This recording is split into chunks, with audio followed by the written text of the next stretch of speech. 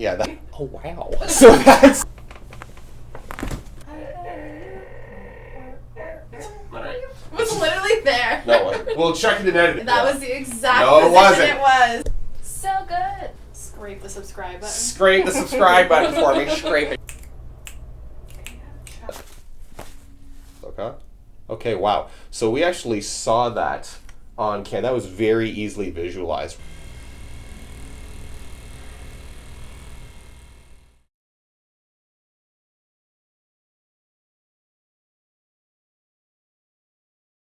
Kelsey. Hi. Good to meet you today. You too. So Kelsey is a very, very important person for all things social media related to me. She's my copywriter, which means that she does a lot of the writing, the descriptions underneath Insta Reels. I guess there'll be TikTok Reels too. So very, very happy to actually have her in today. But Kels, why don't you talk about a little bit about what we are going to be doing today with you, your complaints and whatnot. Yeah, sure. So, well, I spend most of my day in front of my computer, and so I usually type like this. I sit like this. It's Okay, really at least you're a little back there. Okay. Yeah. Mm-hmm. I also spend a lot of time reading, and I have trouble like sitting still, so I don't like to sit at a desk and read. So I'm like, So like, you're finding up. ways to really mix it up. Yeah, Okay, really. yeah.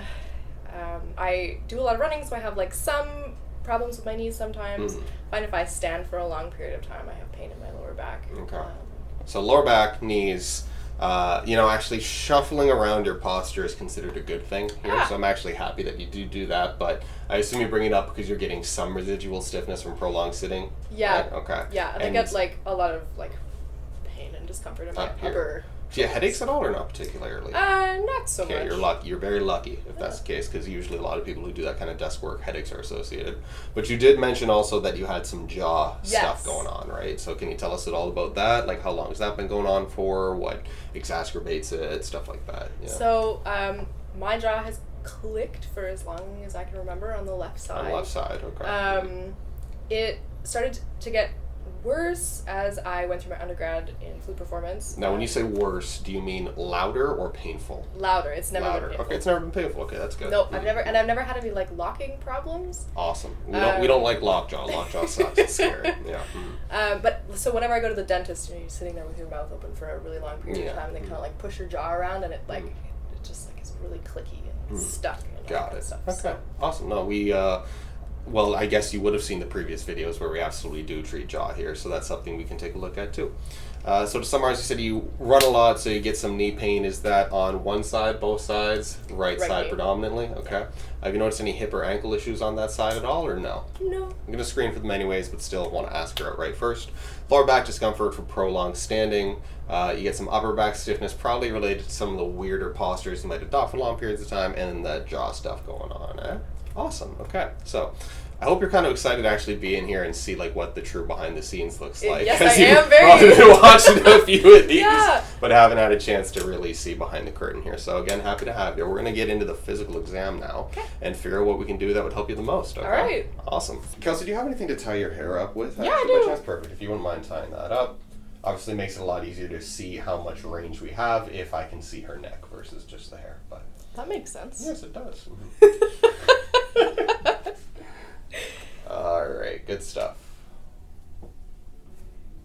That's a lot of hair. Do you It is not it. Yeah, Leave that's it like perfect. that, There you is go. You that can leave it okay? like that. That's it. Okay. Yeah, perfect. Okay, so we're gonna get you to start off by bringing your chin down to your chest for me, please. Now, you say you do get a lot of generalized stiffness, tightness up here. Yeah. So when you bring your chin down, do you get aggravation of that? Do you feel a pulling down into the Yes. upper back? You do. Okay. Now, if I were to do something kind of mean and push it further, is that better, worse, or the same? It sounds like worse. Based off the chin there's sound that it was just, but that's okay. I hear weird sounds in here every single day, so that's fine. But yeah, worse is that we push further, right? Yeah. Okay. Yeah, Now we're and gonna the get- stretching like pulls down further down. all right, so she's reaching all the way down into the lower traps, so we know that that's definitely going to be a very aggravated or very hypertonic muscle in her case. I'm going to get you to look up towards the ceiling for me, please. Does that aggravate anything in the back of the neck at all or base of the neck? No? Nope. Awesome. Okay, again, if I go ahead pull further, how about now? Not a big deal. Awesome. Okay. I need you to rotate as far as you can to the right, please. Like all the way? or As far as just you ahead? can, yeah, just the head. Awesome. So we can get to about 80 degrees. Pretty good. Go as far as you can to the left. Okay, so on this side we can get to about 60 degrees. So that's a 20-degree asymmetry between the sides. Pretty noticeable. That's something we're going to want to address. I need you to bring your right ear down your right shoulder, please. We can get to about 45, actually maybe 50 or 60 degrees. Left ear to left shoulder, please.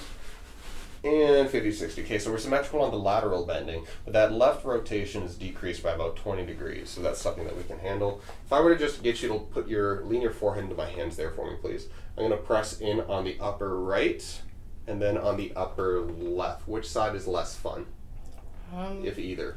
This is like a new sensation for me, so Okay, I'm not so you know really what? sure. Bad reference point. But the thinking is that if her rotation to the left is limited, then my guess would be at the very top, the CO-C1 junction, the atlas area, which is responsible for 90% of our head rotation, would be locked up on the right side because it doesn't want to let go, doesn't want to relax, and give her availability to that side. That's my theory. We'll test that with her laying face up later because that's how we can get a more accurate assessment or a more accurate feel. Next up, for the upper back, I'm going to get you to give yourself a tight hug.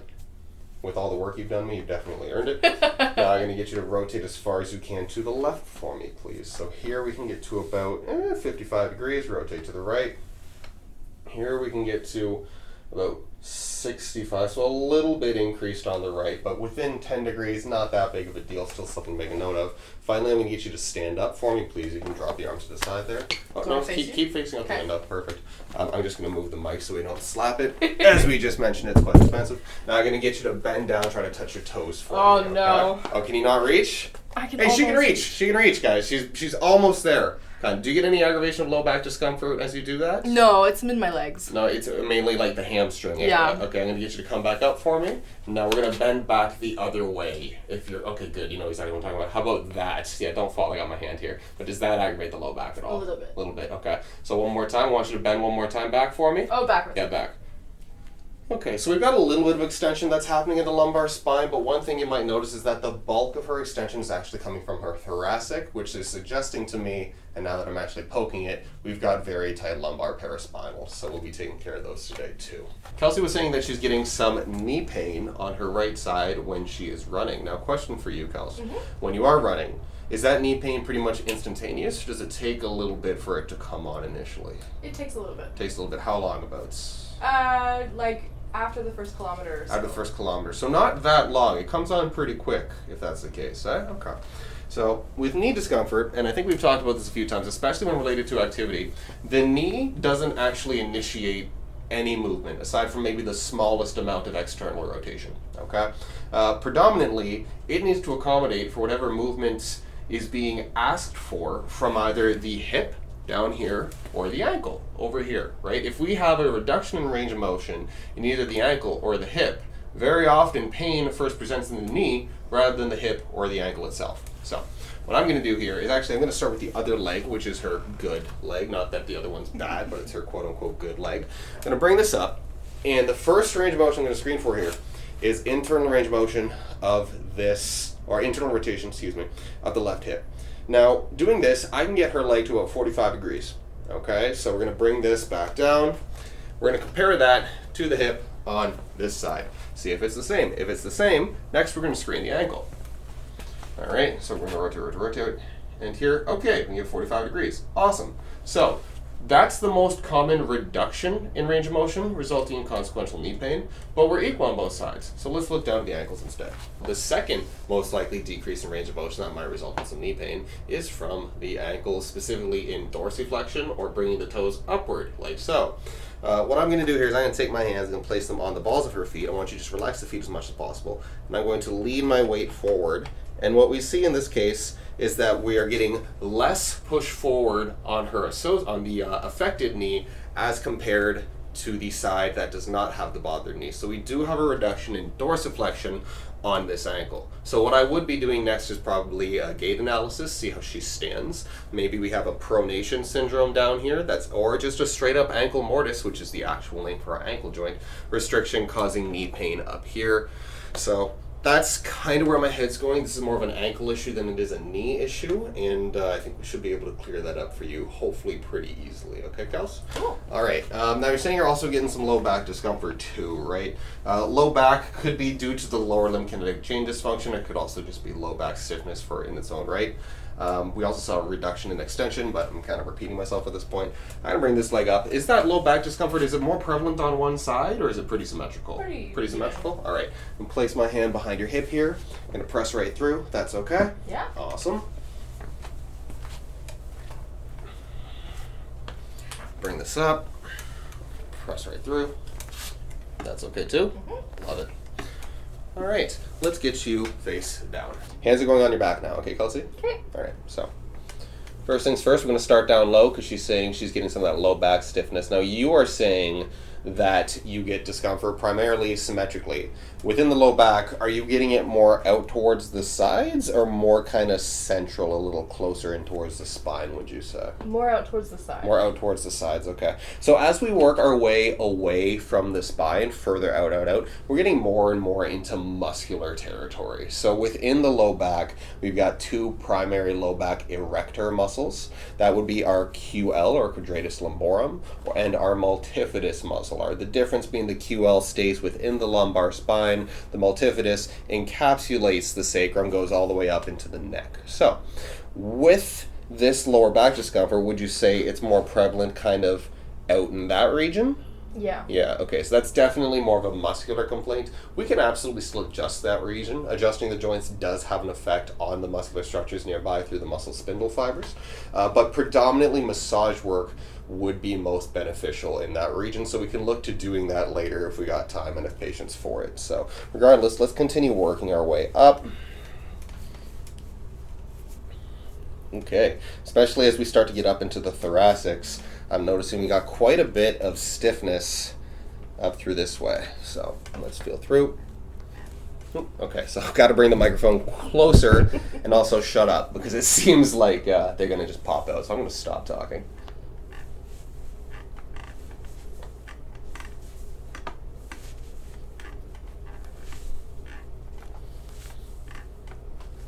Okay, so a couple of incidentals there, but oof.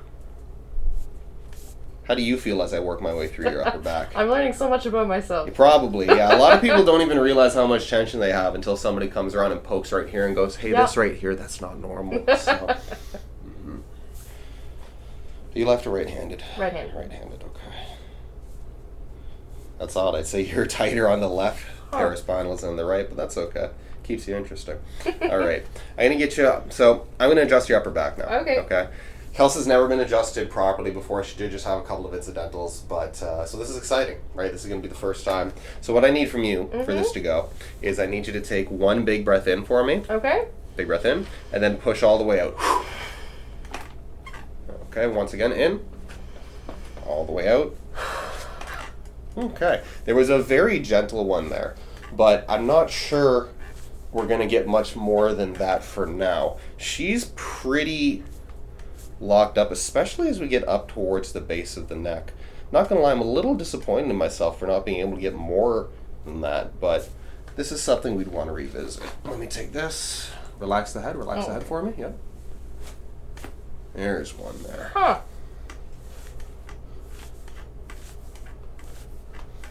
Okay.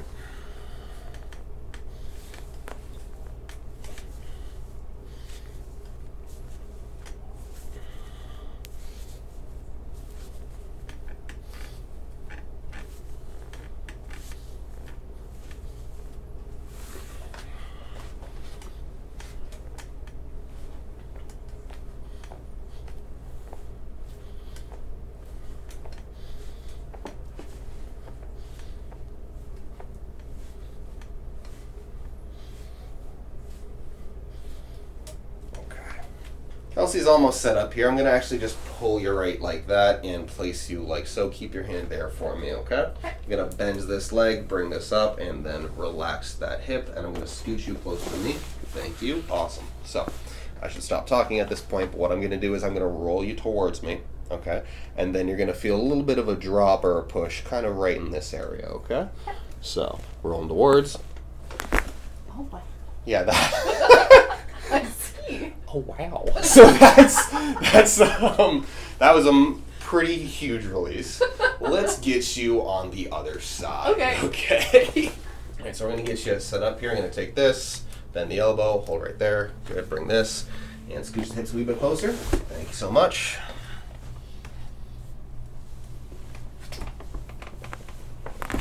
Oh, another very large. Are you okay there? This is hilarious.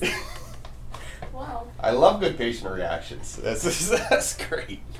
I knew I was tense, but I didn't know it was that. Oh, down there for certain. We'll probably be getting to the neck next, and then to the massage. Okay. Cool. So I'm just going to drop this headpiece actually by one here. There we go. So, if I remember correctly, Kelsey was a little reduced in left C-spine rotation. She could only get to about 60 degrees, whereas to the right she'd get 80, almost 90. So let's go ahead and check the top paraspinals there, the suboccipitals, which feel a little locked up on the right. Let's feel them over on the left. I want you to just relax that head into me. I know that this can be a little bit uncomfortable, but trust me, in the long run, it'll help things to feel better.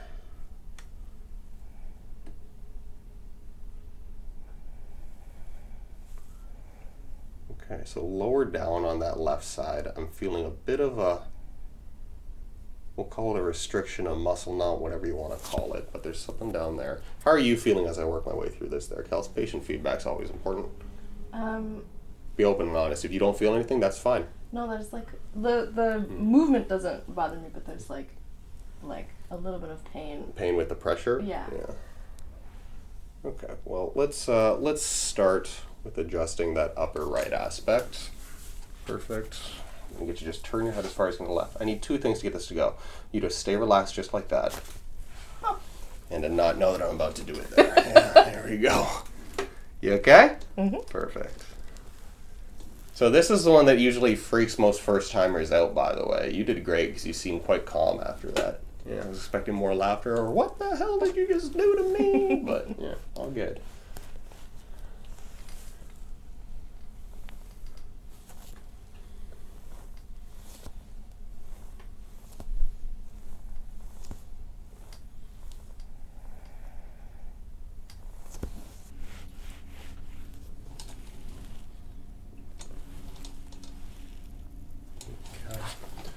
Left side once again, turn to the right, good, and just relax. Up.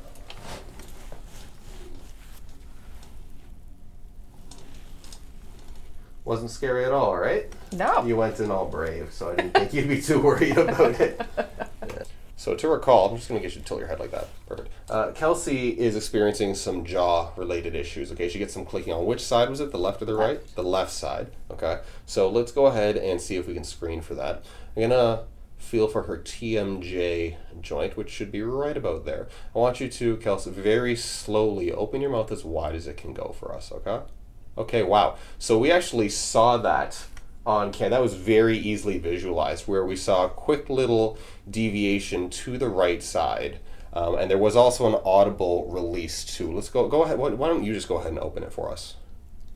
Yeah, okay, so you guys can probably hear that one too. So typically, as a rule of thumb, what I've found with jaw-related complaints is that the jaw will deviate towards whichever side we're currently experiencing an issue on. Okay, now I know that you're getting the clicking on the left, but it's my belief that this would be a compensatory thing for the right side, some sort of issue going on there. So not 100% yet, but what I'm going to do is I'm going to glove up and we're going to do an intraoral exam and also probably some treatment for that too, okay? So we're aware that we got deviation of the jaw to the right side. We're hearing that clicking on the left. What I'm going to do is try to examine for the integrity of that TMJ joint on both sides, as well as the muscles surrounding it, specifically the lateral pterygoid. So first things first, I'm going to get you to open your mouth for me if you're comfortable with that. I'm going to take my thumb, grip along this jaw, and try to push up into that area. Does that bother at all? Does that cause any discomfort aside from the fact that I'm jamming it? Like, is that No, aside particularly from tender? no. So, I mean, when I'm saying this, I'm looking for significant discomfort, like that's a problem. No? Awesome, okay. Again, open up. Now I'm going to distract instead. Pull down. That's okay as well? Mm-hmm. Perfect, okay. Now there's a little muscle quite deep in our mouth there that connects directly into the disc of our TMJ joint. I'm going to go through and try to feel it now. I'm going to get you to open your mouth for me once again. Take the pinky, and we're going to go way back in through there. Okay, that's a little bit tender there, isn't it? Mm-hmm. Okay, I'm assuming you're not. That expression tells me everything I need to know. So we got some tension on that. What's that? That's the left side, excuse me, for search. To open up, we're going to do the same deal on this side here. Jamming that. Does that feel any different to the other side? No? Okay. Open up. Any different to the other side? No? Okay. And then we're going for the lateral pterygoid once again. In. That's more tender than the other side, isn't it? Yeah. Okay. So with the way that the lateral pterygoid muscle, and we'll make sure to put a picture up here for you guys so you know what I'm talking about. The lateral pterygoid fuses directly into the disc joint of the TMJ.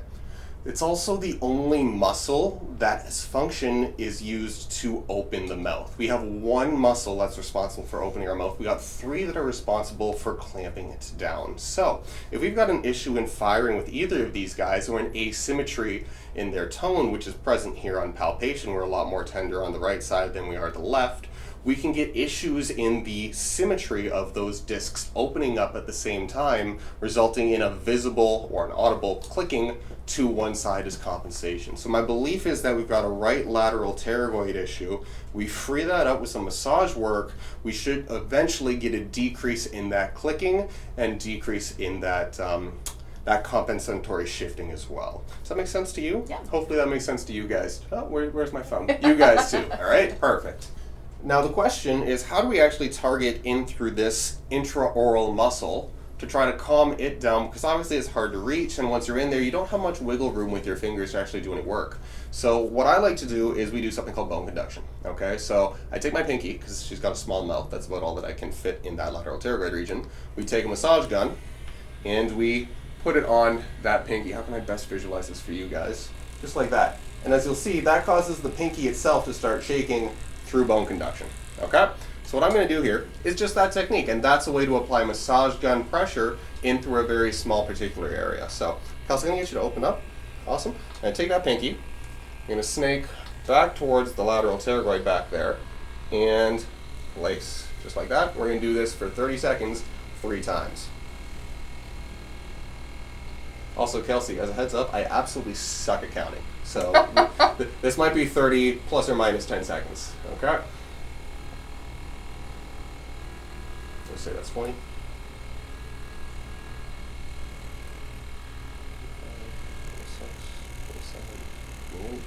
29 and 30. Okay, take a rest there. You okay? No tears yet? Not crying? Yet, She's no. tough, she's strong. Okay. I've definitely had some patients cry doing this before, so I'm really happy that that's not happening with visual evidence. That would be incriminating. Okay, so whenever you're ready, we'll go for round 2. Back in through there. Oh, there we go. Awesome.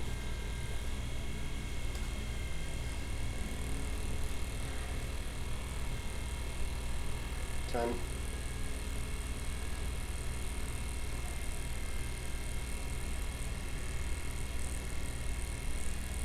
20.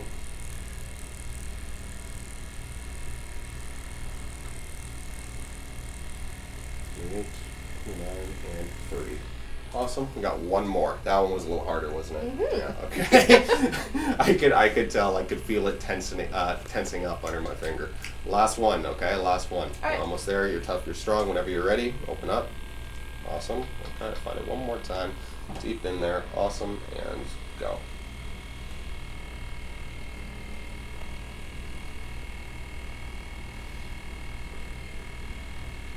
Ten.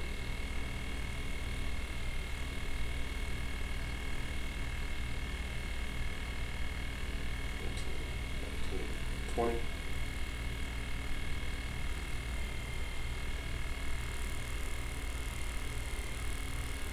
29 and 30. Okay. There you go. Feel a little fuzzy in the mouth right now, probably. A little. So much vibration. Yeah, there's definitely a lot with that. We found that the complaint down here in Kelsey's lower back, you're ticklish. Yeah, aren't you? very Like that, ticklish. is, okay, I'm going to put the ointment on you. It might be a little bit cool. Okay. Is definitely muscular in nature. Okay, so that's something that's going to respond well to soft tissue therapies. We've already adjusted, which went great and will help to a degree, but we want to make sure we actually work whatever tissue with whatever modality is most effective, hence the whole diversified approach, right? Anyways, as I'm doing this with patients, typically, Kelsey, okay, this is going to be fun. Typically, Kelsey, I like to ask them a question about themselves, okay? So this might not be possible, because I think you're definitely ticklish here, but let me just spread this around, and then we'll switch to the definitely not ticklish tool. How about that? Okay. Don't forget to breathe. All right, breathing is an important component of health. I read that in a book somewhere. Oh. Yeah. Mm-hmm. Which book is that? Can I get a copy? So I don't know. I probably tossed it. Yeah. Hope they're okay. All right. Okay. You calming down a bit? I think so. Okay, good. So anyways, the question that I was going to ask you is to share with us something about yourself that you are obviously proud of, but you don't get the chance to share very often, probably because it'll sound like you're bragging. Yeah. That's a good question. Isn't it? Well, I guess I would talk about my research. Your research. Oh, are you a fellow nerd? I am a fellow Oh nerd. my god, I knew I liked you. Couple of nerds on camera right now. Yeah. I am getting my PhD in music theory at McGill. At McGill? Yeah. Oh, that's a good school. Thanks. I like it a lot there. I went to Laurie. I'm really good at shapes and colors. Woo! But anything else, I don't really know. Yeah. Anyway, so tell us about that. Yeah, so McGill is a very cool place, but my research is primarily focused on groove. Groove. So I research pop music. Pop music. Yeah, pop music. I heard pop music, and for a second I was like, wait, that's actually a thing? I don't know. Like, I want to believe you, but pop music. Yes. Okay. And basically what I do, or what I'm going to do, I just decided on a dissertation topic, is I'm going to, there's this like big library of drum beats. Okay. That has been, sorry, it's a little painful. No, you're doing great. Honestly, this is a little bit of a more painful intervention. You're doing okay. So as you guys can see on camera, we already got some of that petechiae showing up on Kelsey here. This is definitely something that we want to incorporate because she apparently has some sort of fascial involvement going on. Sorry, continue. No, it's all good. Yeah. Mm-hmm. So the, basically there's this like big collection of drum beats. Okay.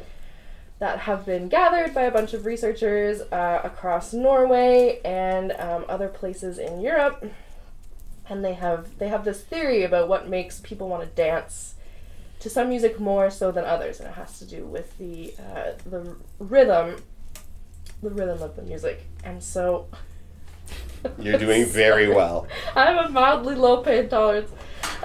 Believe me, you did great. I've seen some people do a lot worse than that and come by hands, okay? Okay. But what's the secret to getting people out on the dance floor then? Because some of the weddings I'm going to might require a little bit of assistance in getting people out there. What do I have to tell them to play? And if you say Despacito, I'm going to cry. No. Yeah. Well, Despacito might have a... Okay, so they did a study. Yes. Where they analyzed a bunch of rhythms, and there's this thing called syncopation. Syncopation. Where, okay, so if you have like, if you go to a concert, and the drummer is playing like 1, 2, 3, 4, and everybody claps on beats 2 and 4. If the audience can keep the beat going, so we know like where all the beats are supposed to be in the cycle of 4, or whatever the 4/4, whatever the time is. Yeah. Then suddenly the drummer or other instrumentalists might choose to shift the emphasis from where you expect it to be to where you don't expect it to be.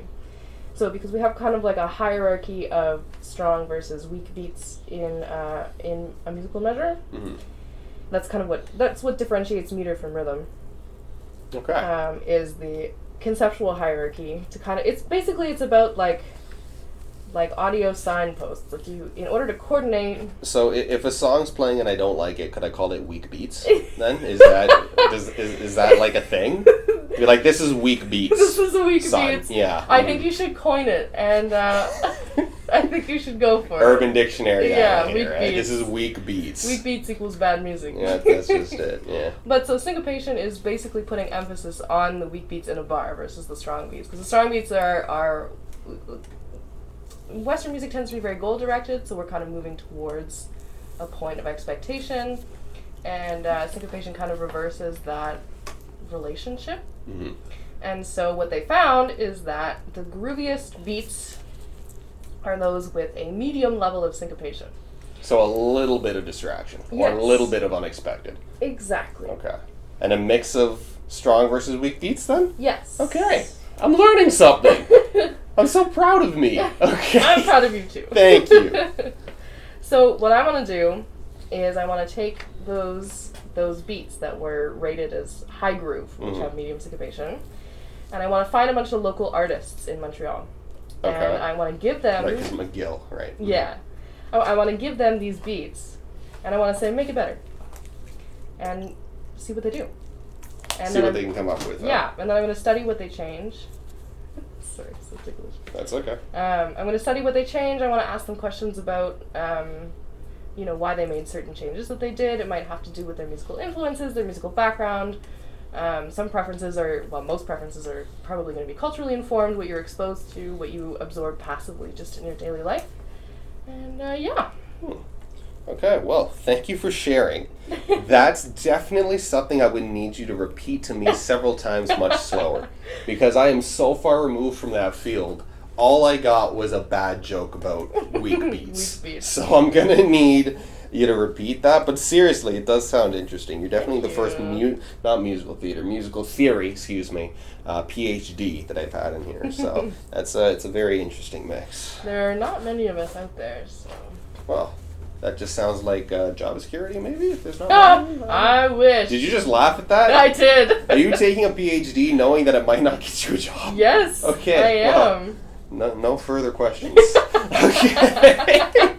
We are almost all done back here. We have a little bit more of the lotion. And yeah, we've got like a moderate amount of petechia, especially around that TL junction area. Now we know the thoracolumbar junction. That's where we get those intense shearing forces created between the thoracic spine and the lumbar spine, the rotation ability, and the forward flexion and backward extension back here. Very normal to see it here. We can clear that up, no problem. Back at the start of this video, we found that we had a reduction in dorsiflexion. I'm going to try really hard. She's got really ticklish feet. I'm trying not to tickle them. In dorsiflexion of the left foot, which is basically the ability for the toes to come up towards the shin. Comparing the right to the left, this is the right side, this is the left side, if you're confused on camera. Decreased, normal. Decreased, normal. Again, when we have a decrease in the range of motion of either the ankle or the hip is fine. We can get that presenting as knee pain. So I'm going to go ahead and see if we can adjust through this now. And the way that we do this is essentially I take a grip and I will pull like so. We're not going to do it just yet because I need the patient to hold onto the table as we do this. So yeah, I need you to just, you got it, okay? You just hold that table because the reason is when I pull, you'll just slide. It won't actually do anything unless there's some sort of counter force. So just, grip that there. I'm ready. Now, I can tell. All right, so I'm going to actually bring this a little bit closer, see if we can get an audible. But, all right, so there we go. We got it right there. Did you feel that one, Kels? Yeah, I did. Hopefully the mic picks that up. That was a very nice, simple ankle mortise release. That should hopefully take some of the pressure off that knee because the ankle will now move fully the way that it should. Kelsey, how did you find... Well, we did a lot, but how did you find all of that today? It was very informative. Good. I feel glad like you think so. There were a lot more sounds than I expected. You weren't expecting to get too much audio, were you? Well, yeah, I guess I just don't really have an awareness of, those kinds of things. Hey, that's okay. A lot of people don't, right? And a lot of people will wait until they get some sort of pain coming on before they finally decide to go see not just a chiropractor, but any kind of practitioner. That's massage therapist, physio, MD, obviously, who actually gets their annual checkups. I can't remember the last time I got mine. I'm a bad example. Don't do as I say, not as I do. Okay. But yeah, no, absolutely. There were definitely some tensions that I'm happy we were able to take care of. As far as the education thing goes, I'm glad you think so too. Yeah, I mean, education, if you can do one thing for your patients, guys, teach them about themselves. Okay, if they learn more, they can take their health into their own hands, promote their own health. You've done a great job. Any other thoughts or any concerns, or do you have any questions about what we did today at all for me? No. I mean, thanks. I feel already more relaxed. Hey, thank you for coming in, and again, thank you for the work you do for the channel. It's very appreciated. Hopefully we can get you back to running. We can take care of that ankle and have you be running for farther than 1 kilometer before you get that knee pain coming on, as well as working in whatever strange postures you like, especially on my content. So, all right. Thank you so much for coming in, Kels. We'll touch base soon. Don't forget to like, comment, share, and subscribe. Thank you so much, Kelsey.